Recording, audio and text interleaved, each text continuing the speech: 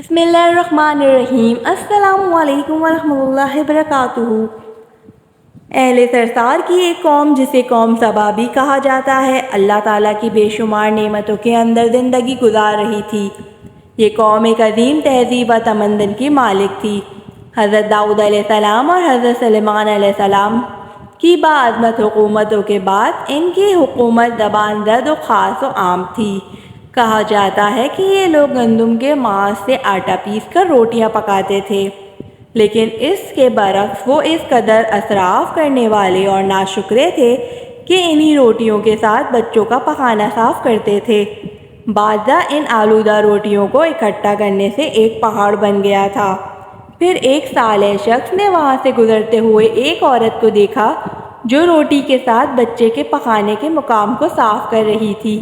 اس شخص نے عورت سے کہا، تیرے اوپر افسوس، خدا سے ڈر، کہیں ایسا نہ ہو کہ خدا تیرے اوپر اپنا غضب ڈھائے اور تجھ سے اپنی نعمت چھین لے۔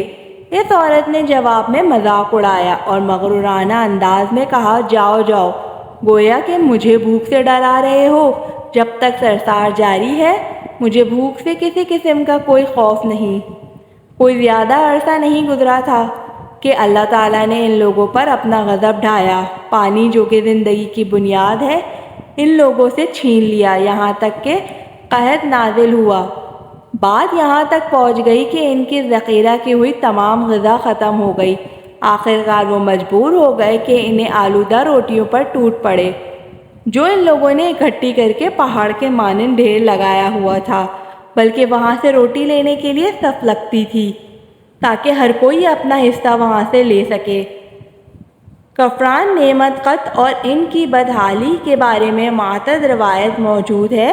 سورہ نحل کی آیت نمبر 112 اور 113 میں یوں ارشاد ہوتا ہے، اور اللہ نے اس بستی کی بھی مثال بیان کی ہے جو محفوظ اور مطمئن تھی، اس کا رزق ہر طرف سے باقاعدہ آ رہا تھا، لیکن اس بستی کے رہنے والوں نے اللہ کی نعمتوں کا انکار کیا تو خدا نے انہیں بھوک اور پیاس کا مزہ چکھایا، صرف ان کے ان اعمال کی بنیاد پر کہ جو وہ انجام دے رہے تھے، اور یقیناً ان کے پاس رسول آیا تو ان لوگوں نے ان کو جھٹلایا، تو پھر ان تک عذاب آ پہنچا کہ یہ سب ظلم کرنے والے تھے۔ اسی قوم سبا کے بارے میں ایک اور واقعہ بیان ہوتا ہے کہ ان لوگوں نے اپنی زراعت کو بہتر طور پر کاشت کرنے کے لیے پانی ذخیرہ کرنے کی خاطر بلخ کے دو پہاڑوں کے درمیان ایک بہت بڑا بند مارب تعمیر کیا ہوا تھا۔ سوراخ اور دوسرے پہاڑوں سے گزرتا ہوا پانی اس بند میں آ کر وفر مقدار میں جمع ہو جاتا۔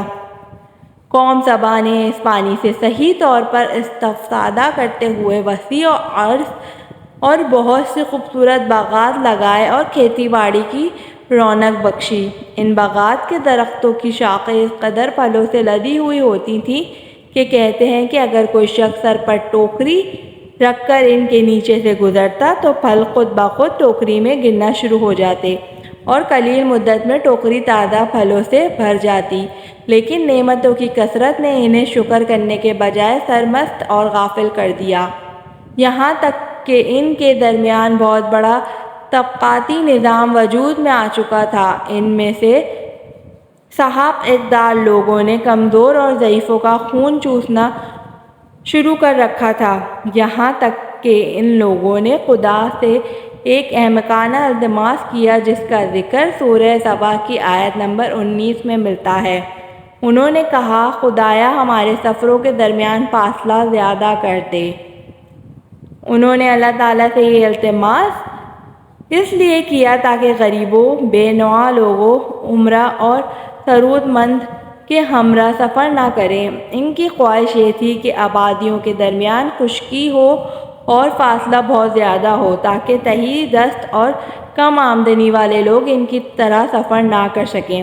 اللہ تعالیٰ نے ان مغرور پیٹ کے پجاریوں پر اپنا غضب نازل کیا۔ بعض روایتوں کے مطابق ان مغرور لوگوں کی آنکھوں سے دور صحرائی چوہوں نے مارب نامی بند کی دیواروں پر حملہ کر کے انہیں اندر سے کھوکھلا کر دیا۔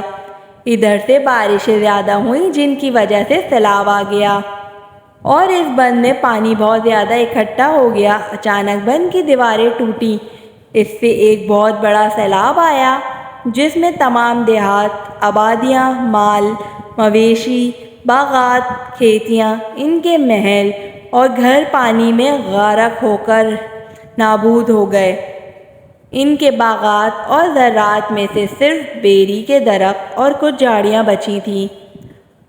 خوش اعلان پرندے وہاں سے کوچ کر گئے تھے، جبکہ الوؤں اور کوؤں نے قوم سبا کے کھنڈرات میں اپنے گھونسلے بنانا شروع کر دیے تھے۔ اس بات کا ذکر سورہ سبا کی آیت نمبر 15 اور 16 میں ملتا ہے، اور آخر میں سورہ سبا کی آیت نمبر 17 میں۔ قرآن کریم میں اس واقعہ کا یوں نتیجہ نکلا ہے: یہ ہم نے ان کی ناشکری کی سزا دی ہے، اور ہم ناشکروں کے علاوہ کسی کو سزا نہیں دیتے۔ ویڈیو پسند آئے تو چینل کو لائک اور سبسکرائب ضرور کیجیے گا۔ جزاک اللہ۔